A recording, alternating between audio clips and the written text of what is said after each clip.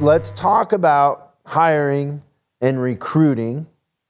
And should we start back, I don't know, should we go back 5 years? Sure. So 5 years ago, what were the secrets to recruiting techs, advisors, service managers? Great question. And so I met you 7 years ago when you first came out and did a 20 group with us at Lithia Motors. And the difference between then and now is just substantial. Money was the key. Money was the key for recruiting technicians, for getting people to really look at vocation. Really all they cared about was money. So to go 7 years in the future to today, incentivizing and making techs want to look at your company takes a lot more than just their flat rate wage and even some of the benefits. They're looking at different things to incentivize them now. So they're looking at quality of life. So they're looking at their scheduling. So if you're a service manager now and you think that every tech's going to want to work 6 days a week, from 8 in the morning till 6 at night, then there's a reason why you're not getting a lot of candidates to come and stay with your store. So creative scheduling.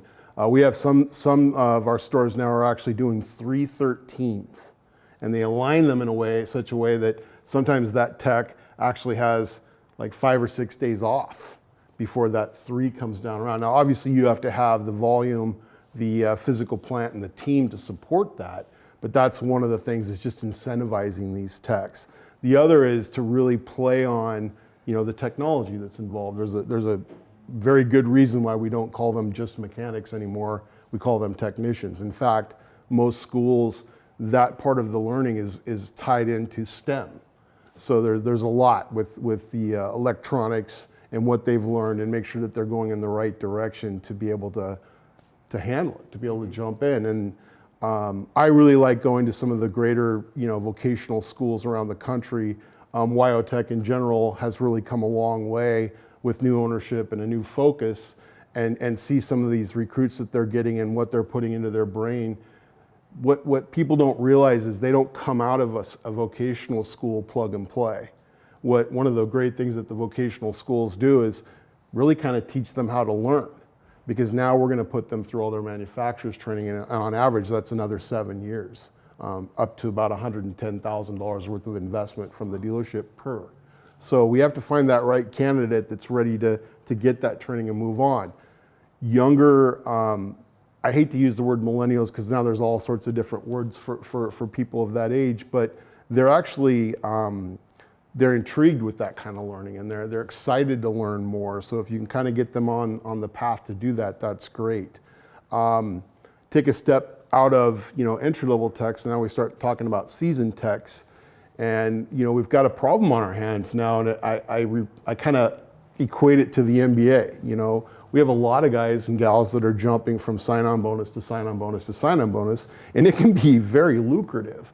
So, how do we attract those techs that already have that training to one of our locations? And a lot of times what we're doing is we're searching all around the country for where is there a mass emigration? Where are there people leaving for, in mass? Now we can tie in like a store that we have in, say, Twin Falls, Idaho. Maybe it has all those things that the person that's leaving a big city is looking for.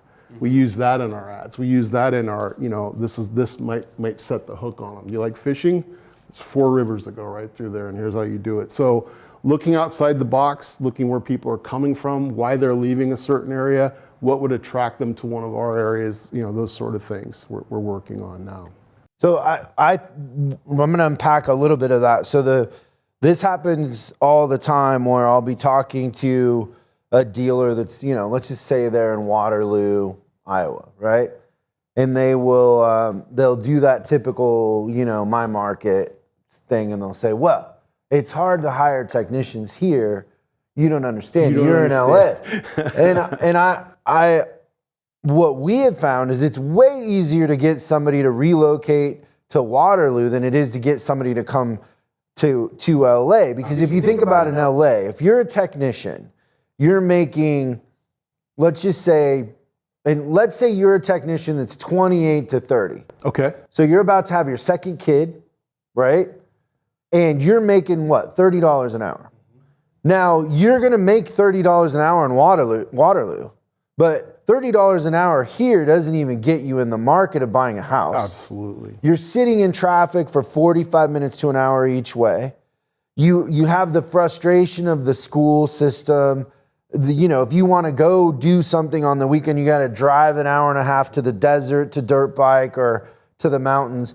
Now you go somewhere like Iowa and you can fish, you can dirt bike in your front yard. You can have a couple acres of property. Absolutely. And for $30 an hour, you can own property. Right. You all of a sudden are in control of your life. So for us, it's way harder in a bigger market to recruit techs, especially downtown. Like you're talking about downtown Chicago, downtown Seattle. It's harder to get techs to want to fight that traffic. Right. And that's where I see the premium and the alternative work schedules, 410s, work in those situations. They're like, okay, I'll do it 4 days a week and then I'll drive to Issaquah or whatever. Be gone. Yeah. I'm not driving 6 days a week to downtown Seattle or downtown Chicago. Exactly. And I think you're looking for a little bit of a different animal. We have, I believe, 7 dealerships right downtown LA with Lithia Motors.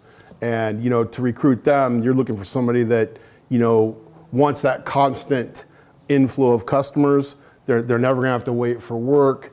They can flag, 18, 19 hours in a day if they know what they're doing. They can work their butts off for those 3 or 4 days, and then, like you said, get out of town for a little bit and get back. So you have to know exactly what that dealership is good at, and some of the things that would incentivize somebody to work there. And then you also have to find the right person that LA is something that doesn't scare them off, and it's something that they enjoy. And we do have techs that like living in the city, and that's their life. They could never think about living where I live in Klamath Falls, Oregon, a little small agricultural community. So, it takes a lot of work for a recruiter to do the homework, and then be really talking. I've tried to get my recruiters, now I have a team of 5, to tour all of their stores at least quarterly. And one of the biggest things I do and tell them is get immersed in that culture of that store. Figure it out, because you're going to be recruiting people there. You want to be able to answer some of the questions that won't show up on a web page or anything else. You know how that team works, what they do together and how they work together. How's that culture look? So, and it changes from service manager to service manager. And one of the things Lithia does that I think sets us, in front of a lot of things, we do let our service managers and our general managers run their individual business. So we're not like a corporation where everything's the same. So in order to stay on top of that, my recruiters need to be in those stores, get a taste of that culture, and figure out that there might be 2 stores across the street from each other that are very different in the way they're run. But your recruiters are going to see a different point of view than the people that are in the store. That's the other great thing with that, right? So I can't tell you how many times I'll be in a store and they'll be like, yeah, there's nothing special about this. But then I'll see like this gorgeous lighting in the shop, and it's like really, really clean, and it's a beautiful service drive, and like a never-ending pile of customers and stuff like that. But they're in the business all day long. They don't see that. But your recruiters coming in, they need to take note of that. And I would probably say that I'd have a physical note on each store. Like what some selling advantage are. Selling advantages. Look out back behind the shop. If there's some grills sitting out there, oh, you guys must do barbecues. Yeah, you do how monthly often do you do that? barbecues, Is it team building. Yeah, so those things we can help sell. Yeah, In those smaller markets too, oftentimes the service manager's been there 20 years and that's where they've been. So they don't understand that when you come from somewhere else, they really do have something special. Absolutely. It's just their day-to-day, burden to carry. They don't understand that if they went somewhere else, it's harder. Right, absolutely. So having the outside recruiters come in with a different perspective helps bridge that in a sense, right? Yes. Thanks so much for watching this clip of Service Driving Revolution. We're uploading new stuff every day, so make sure you subscribe and click the bell icon so you don't miss out. If you have a question you'd like us to answer on the show, call 8333-ASK-SDR and we'll answer your question on the show. That's 8333-ASK-SDR. For special deals on our books and training, head over to offers.chriscollinsinc.com. Now that's offers.chriscollinsinc.com. automotive.com. I'm Chris Collins, and I'll see you in the next video.